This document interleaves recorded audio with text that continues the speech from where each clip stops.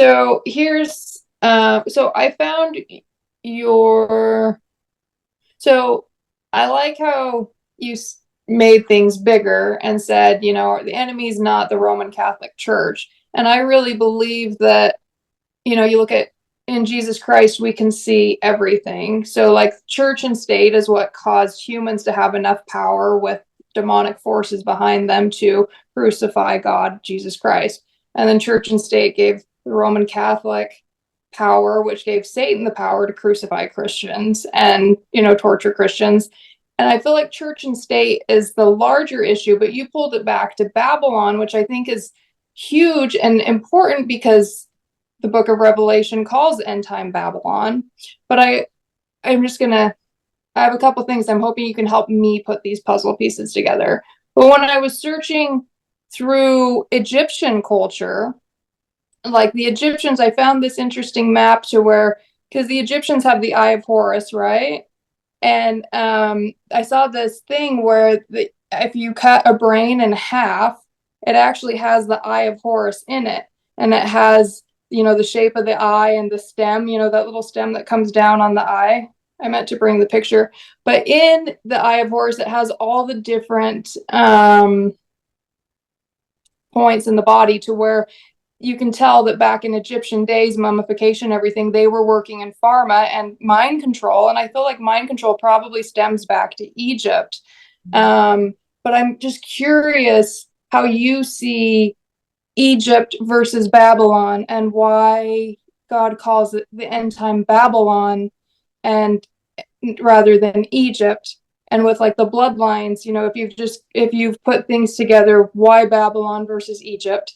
And then also I just find the whole storyline in Babylon, how God had like his servants that knew he was the true God that testified to the ruler of Babylon, like Nebuchadnezzar and things like that. And I just wonder if you follow types and antitypes and what you think about Egypt versus Babylon and playing into the end time world scale situation. Does that make any sense at all? Sure, I'll see if I can clarify that. So you have types and shadows, and you know, if you look in the scriptures, they refer to Egypt as the world. It's a type of the world, and so come out of Egypt. You know, so Egypt is definitely a biblical analogy of the world system. It's not left out. But why did, of course, you know, our Heavenly Father, when He gave that revelation that got written down as that last book, you know, He had to put some name to this, and it's called Babylon the Great. Why did He not say Egypt the Great? You know, why did He say Babylon the Great? Well, both Babylon and Egypt were very advanced in the evil knowledge, the occult knowledge that is being used. And so prior to World War II, the Nazis wanted to elevate the trauma-based mind control, and they knew that the Egyptians had practiced trauma-based mind control. So they actually sent archaeologists, along with Italian archaeologists, to Egypt to study the ancient writings to see if they could learn more about how the Egyptians did the trauma-based mind control. So yeah, they were involved in a lot of occult science. I believe from the clues that we have, they were more advanced than we realized. And a lot of that knowledge has been lost.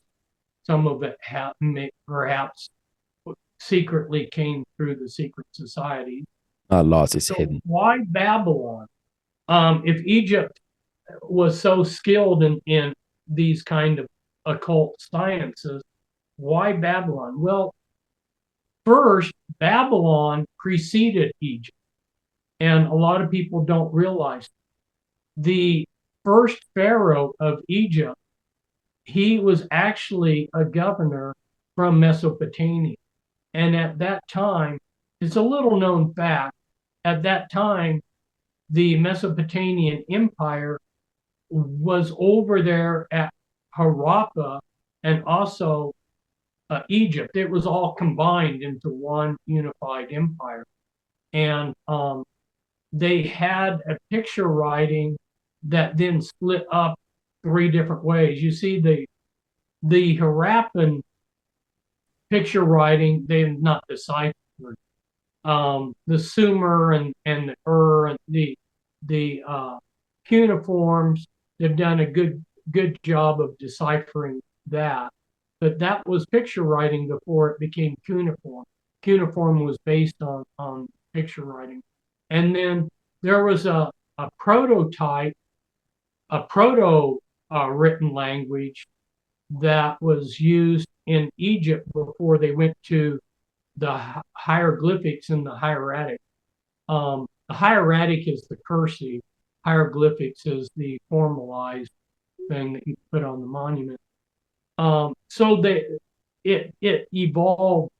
The three parts of the empire split and evolved in different ways, but they originally all had a unified picture writing. That touches on a whole another area. I wrote a book, which is out of print, on all of the handwriting forms throughout all of the centuries. Ancient and Foreign Scripts was the title of the book. So this is another area that nobody even knows I've gone into. But anyway, the foundational, a lot of the foundational thinking preceded Egypt and what came out of what's called Babylon. And there was something called Kuta. And Kuta was actually Satanism, and it was in Babylon. And they had a god at Kuta called Nergal. And Nergal, although it doesn't sound like the word Satan, if you understood what Nergal was, it was the mirror image of Satan. And they worshiped that at Kuta and had a priesthood. So Satan had people directly worshiping him way back there. And then the fractional banking system was developed in Babylon. And the fractional banking system is how they have this black magic financial system that they can create money out of thin air, and they can do whatever they want to with this money that they create, so that they always have billions of dollars to spend for what they want, and the rest of us are working really hard just to keep ourselves financially above water. So yeah, Babylon is in many ways more foundational. I know that this has been a long answer to a short question, but hopefully that clarifies it a little bit.